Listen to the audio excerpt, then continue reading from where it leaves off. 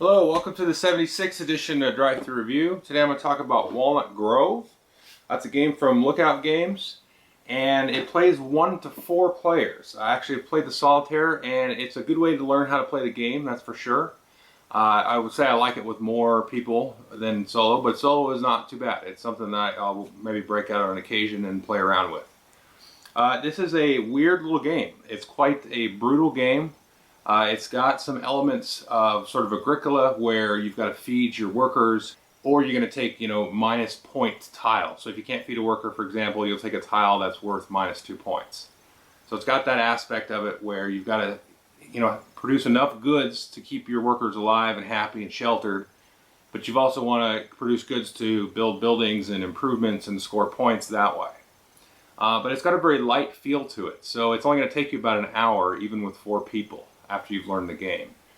So it's got a sort of a nice little aspects, very easy decisions for the most part, except for one of the phases of the turn is a little bit of a mind twister. But it plays quickly, but it's also very brutal, and so I like that. It's sort of a medium weight game. This is a definite medium weight game. It's not light. It's not a gateway game at all, but it's not really super heavy either. So it's definitely a good medium weight game. The part of the game, I'll show you how it works here in a second, but the part of the game that's really the mind twister and part I really like is there's this track where you move the figures around. And the way that that's set up, and it'll become a little clearer when I explain it, it makes your decisions real tough. It's real kind of backwards. So let me get into how it works, and I'll come back and tell you a little bit more about what I think of it. Okay, so just a quick high-level overview of all the components in the game. You've got a main board here.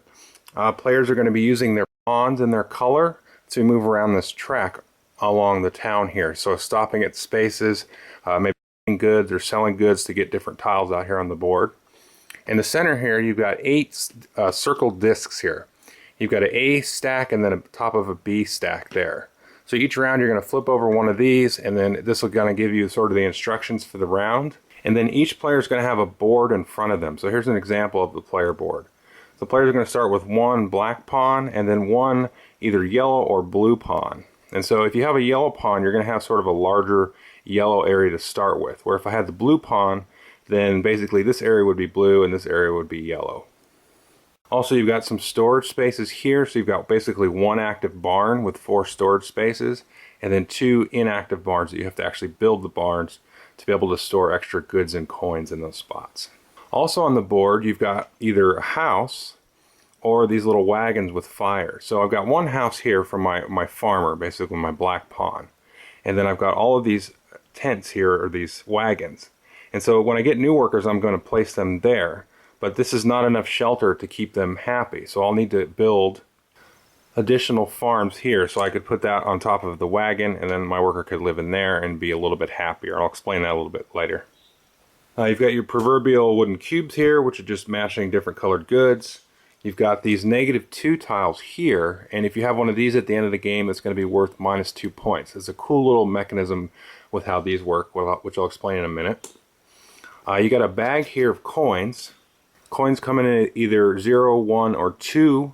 And whenever you need coins, you're going to draw them out of the bag and then need to put them in a available storage space. Now to start the game, players get 2 0-value coins, and they put them face down on one of their barns. You also get a brown cube to start the game. Finally, you get this big old bag of tiles here.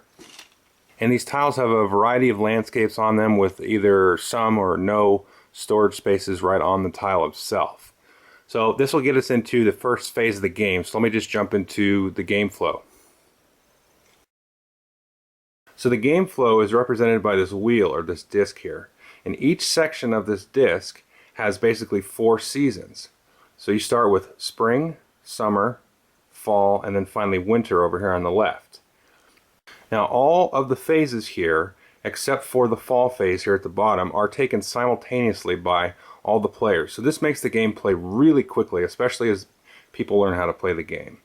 So the first phase is always spring.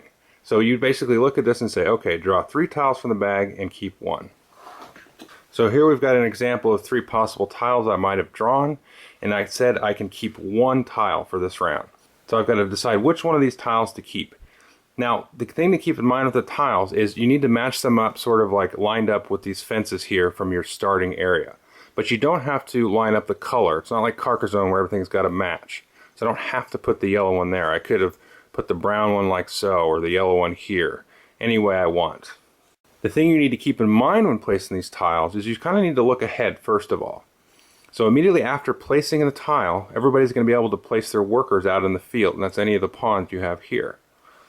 Well, this is showing me that after I've placed my tile and placed my workers, that any of these blue spaces, in this case the water makes the blue good, is going to produce one extra good this round. And this is going to change from round to round.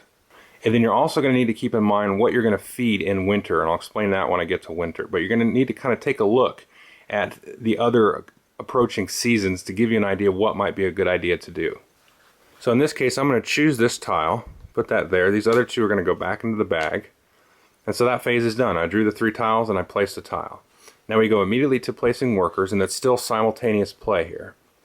So I can take these 2 workers here and put them in any contiguous landmass of the same contiguous color. Let's say I'll put the black guy here, and I'll put the yellow guy over here in the brown spot. Now what's going to happen is, let's first take a look at this yellow space. So this yellow space is basically made up of 2 separate tiles. So since I've activated this space, I'm going to produce a good of that color for each tile that's in the contiguous space. So I'm going to produce 2 yellow goods. And I can put these anywhere on my available storage spots right on the tile. If for some reason I were to spill over and I didn't have enough room, I could put them down in the barn here if I had a spot to put them. And then my yellow worker here, he's all by himself. There's only really 1 tile, so to speak, here. So I'll produce 1 brown good, like so. And that's it. I produced the goods for that turn. Now if I had placed him, instead of on the brown, I placed him on the blue, then I'll produce 1 blue. But since it's a bonus of blue this round, I'd produce an extra blue, which I couldn't store here, so I'll put that down here in my barn since I have room.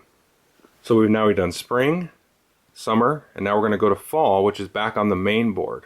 And this part of the round is done in player order. So before you start the game, you're going to choose somebody at random, and then they're going to place their worker pawn that's out here on the village in the main area and put them in either one of these 3 circles here or these 3 circles on this side. And so maybe I'll put the guy there, and then in the other guy will put their worker there. They could have also put it over here. So just for the first round, the player on this side in the first front circle here is going to go first because he's closer to this church bazaar. So you're going to go from here back to anybody behind him, and then over on this side you'll start with this player, and then anybody behind them will then go. So you're going to basically take the guy here, you're going to move him onto one of these spots. Now you can go anywhere you want, there's no limitation. So I could have just taken him here and move him there and then take the action of that building. Now after the first round, when we go to do this fall section, the player that's going to go first is whoever is farthest from City Hall. And City Hall is on this side and the Church Bazaar is on this side. Now he's still the farthest because you're always going to go in a clockwise direction. So he has the furthest to travel. So even though he's physically closer to City Hall, he's still got to go all the way around the board. So as I said earlier, you can move your guy, you can move him 1 space and take that action. You can move him all the way around the board back to the same space if you chose. You can't pass and take this action again. You can pass and not move. So let's say I wanted to take him and move him here, then I'd basically have to pay this cost, a blue cube and a gray cube, and then take this action, which would be to get either a new barn for storage or a new house for sheltering my workers.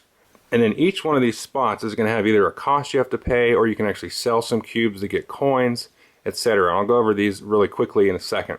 But the thing you need to keep in mind is when you pass this area here, the Church Bazaar, or when you pass this area here, which is next to the Town Hall, you're going to have to pay a coin. So if I'm moving from here to down here, I'm going to have to pay a coin back into the bag.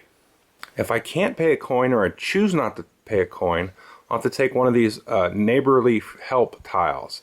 And you can see this is -2 points. Now at any time in the game, I can pay any 3 goods, it doesn't matter what they are, back into the supply and get rid of this tile. However, if I for some reason have to acquire another neighborly help tile and I can't pay this off at that time, then I have to flip this over. So now I am now stuck with this tile and can never lose it. And so I've got this one, I can still pay this one off unless I get another one.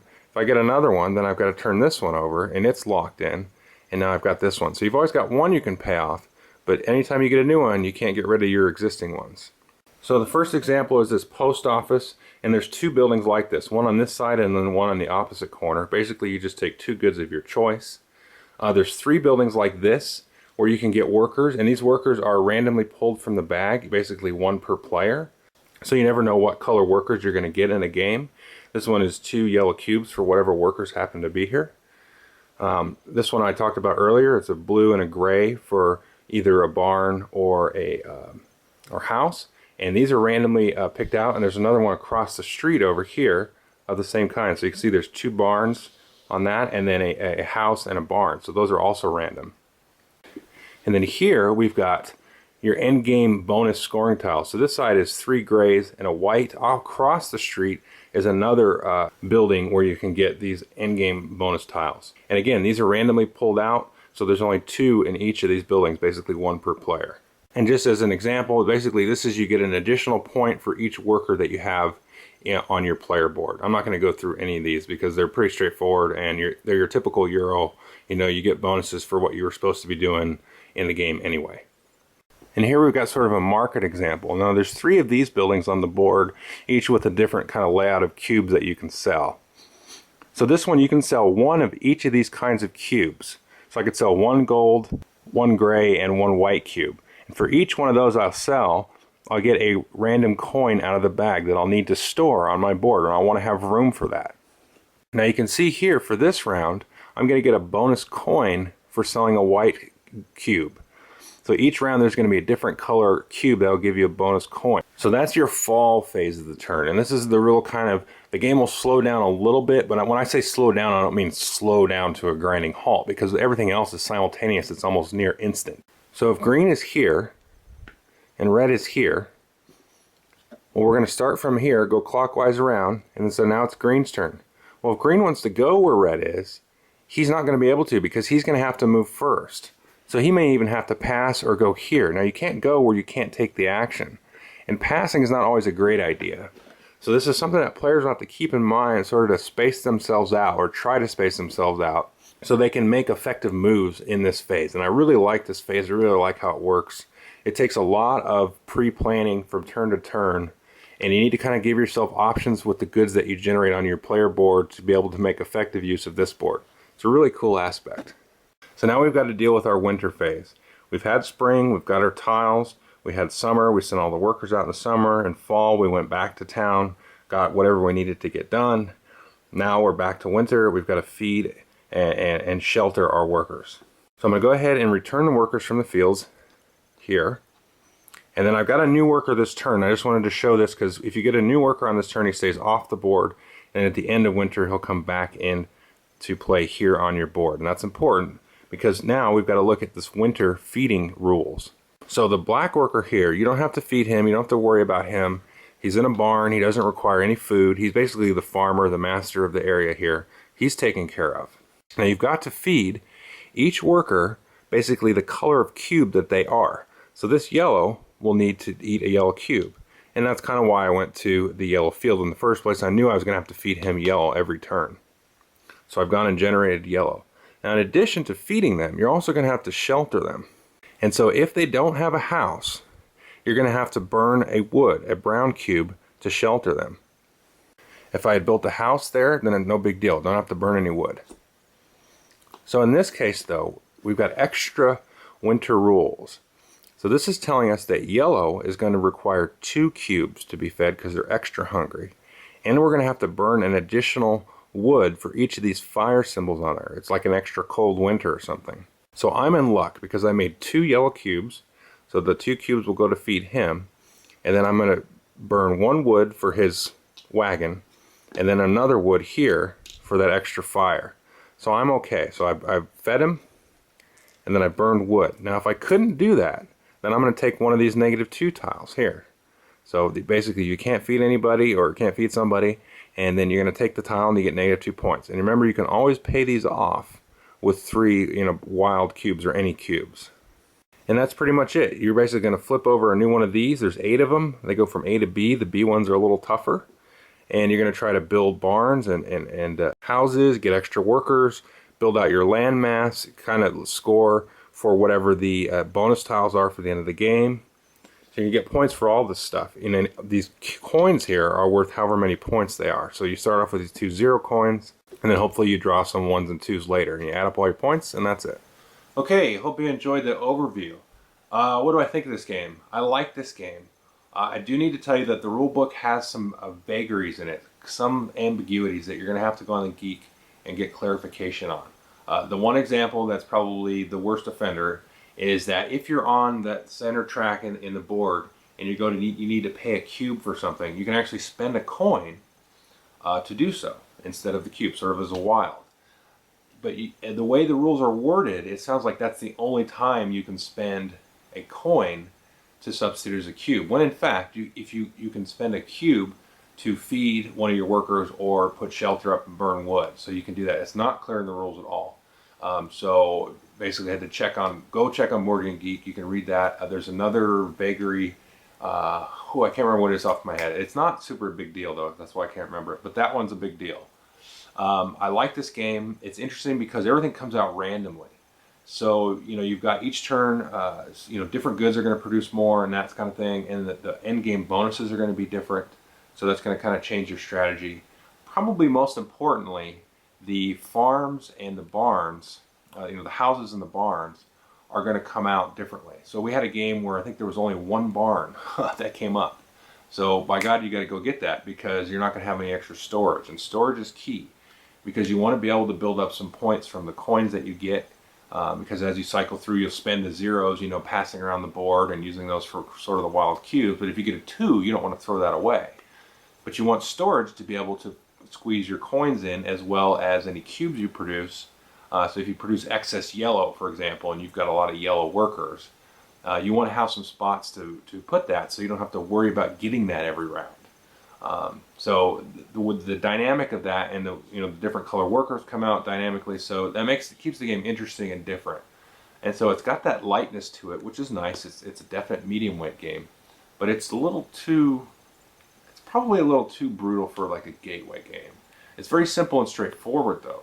So it's sort of maybe like a next step game, I would say, and a good kind of introduction to sort of these setback mechanics where you've got to meet certain requirements in addition to trying to go down your strategic, how I'm going to score points this way or this way. You still got to prevent yourself from losing points in this way. So yeah, definitely take a look at this. It's right in that ballpark of medium. So if you're not a medium weight person, then probably steer clear of it. It's because it's not quite heavy enough to be heavy. It's definitely not light enough to be considered a light. But it's a nice medium filler, and I really like that. It kind of seems to be a nice, easy way to get a game in and still feel stimulated. So it doesn't take longer than an hour, but it's still stimulating, and there's a lot of good choices in there. So thanks.